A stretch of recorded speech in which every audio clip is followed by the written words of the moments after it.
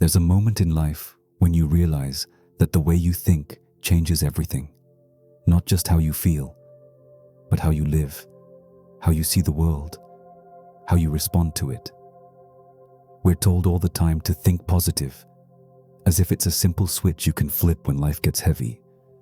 But if it were that easy, wouldn't everyone already be walking around in perfect happiness? The truth is, positive thinking isn't about ignoring pain, pretending problems don't exist, or smiling when your heart is breaking. It's about learning to see beyond the moment, beyond the struggle, beyond the circumstances you're in right now, and choosing a perspective that gives you strength instead of taking it away. Think about this. Two people can go through the same exact situation, the same loss, the same rejection, the same disappointment, and one will come out stronger, more determined, more hopeful, while the other will sink deeper into despair. The difference isn't in what happened. The difference is in how they chose to see it. One decided to find meaning, to search for a lesson, to believe that something good could still come out of it. The other allowed the situation to become the end of the story. And here's the hard truth. Life will keep giving you reasons to believe you're stuck, that things won't change, that you can't make it through. Positive thinking is the decision to write a different ending anyway. But let's clear something up. Positive thinking isn't magic. It won't erase every problem overnight.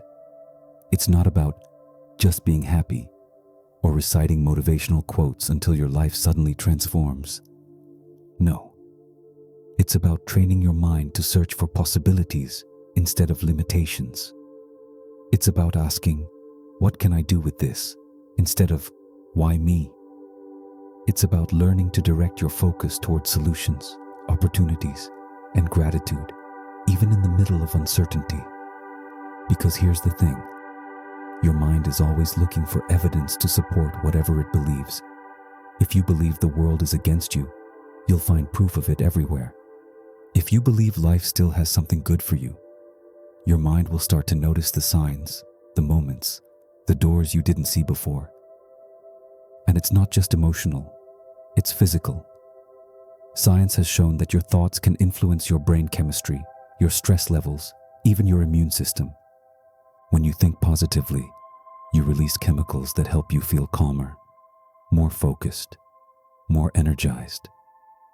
When you think negatively, you flood your body with stress hormones that keep you on edge, exhausted, and ready to give up. Your thoughts are not just background noise. They are the environment your soul lives in, and you get to decide whether that environment is toxic or nourishing. I know what you might be thinking. That sounds great, but how do I think positive when my life feels like it's falling apart? And the answer isn't to fake it. It's not to force yourself to be happy when you're not. It's to start small. Positive thinking begins in the smallest decisions. The choice to speak kindly to yourself when you make a mistake. The choice to notice one good thing in a day full of chaos. The choice to keep going when quitting would be easier. These moments, repeated over time, build a mindset that can carry you through anything.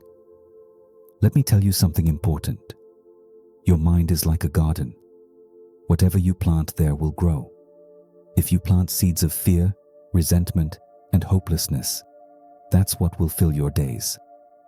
But if you plant seeds of hope, gratitude, and faith, those will begin to take root, even if at first you can barely see them. And just like a garden, you can't expect to plant once and see a harvest tomorrow. You have to water those seeds every day with your words, your choices, your focus. You have to pull out the weeds of doubt and negativity before they take over. And most importantly, you have to be patient. Because transformation happens slowly, quietly, until one day you look back and realize the landscape of your mind has completely changed. This doesn't mean you'll never have negative thoughts. You will. Everyone does. Positive thinking doesn't erase them. It teaches you not to live in them. It teaches you to let them pass through without building a home in your heart. When a negative thought comes, you acknowledge it. You ask yourself if it's helping you or hurting you.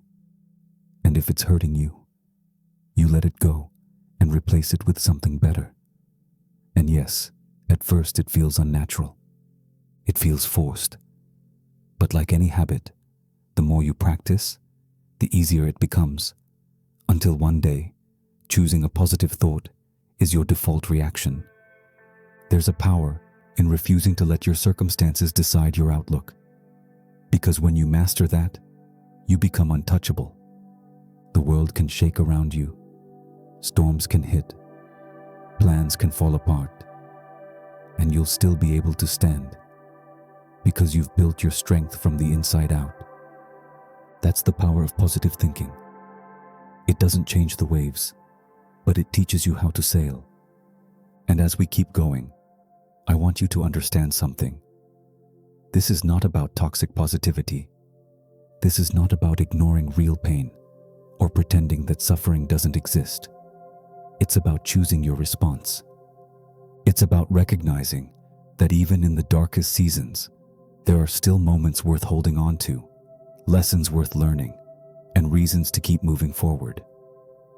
It's not about painting your life in fake colors. It's about finding the real colors that are still there, even if they're hidden under the gray.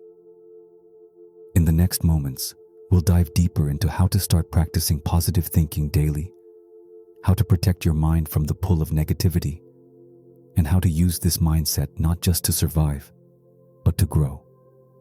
Because this isn't just a concept, it's a way of living that can change everything. Let's be honest. Staying positive when everything is going right is easy. The real test comes when life is loud with problems, when the future is blurry, when your heart feels heavy, and every step forward seems harder than the last. In those moments, positive thinking stops being just a concept and becomes a lifeline. It's the quiet voice that whispers, "You can get through this," even when everything else is screaming the opposite. And sometimes, that quiet voice is the only thing that keeps you moving. Think back to a time in your life when you faced something you thought you couldn't survive. Maybe it was the loss of someone you loved, the collapse of a dream, the betrayal of trust, or a season where nothing seemed to go right. At that moment, you probably couldn't see the point in any of it. You probably thought, "Why is this happening to me? How am I supposed to get through this?" But here you are, listening to these words, still breathing, still standing. That's proof.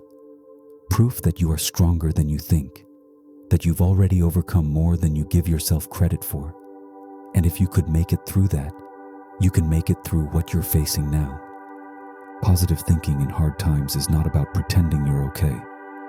It's about reminding yourself that you won't always feel the way you do right now. Feelings are like weather. They change, they pass, they shift. But your perspective can be the anchor that holds you steady until the storm clears. And in that process, something beautiful happens. You begin to realize that you are not your circumstances. You are not your mistakes. You are not the worst thing that's happened to you. You are the person who lived through it, who learned from it, who kept going anyway. One of the most powerful tools for building this kind of mindset is gratitude. Not the shallow kind that forces you to look on the bright side when you're hurting, but the deep kind that trains you to notice what is still good, even in the middle of pain. Gratitude shifts your focus from what's missing to what's present, from what's broken to what's still whole. And the more you practice it, the more it becomes a natural filter for how you see the world. You start to realize that there are small blessings hidden in ordinary moments. A kind word, a quiet sunrise, the way a song can feel like it was written just for you. These moments don't erase your problems, but they give you enough light to keep walking through the darkness. Another key is protecting your mental environment. Your mind is like a room. Whatever you allow in will affect the atmosphere.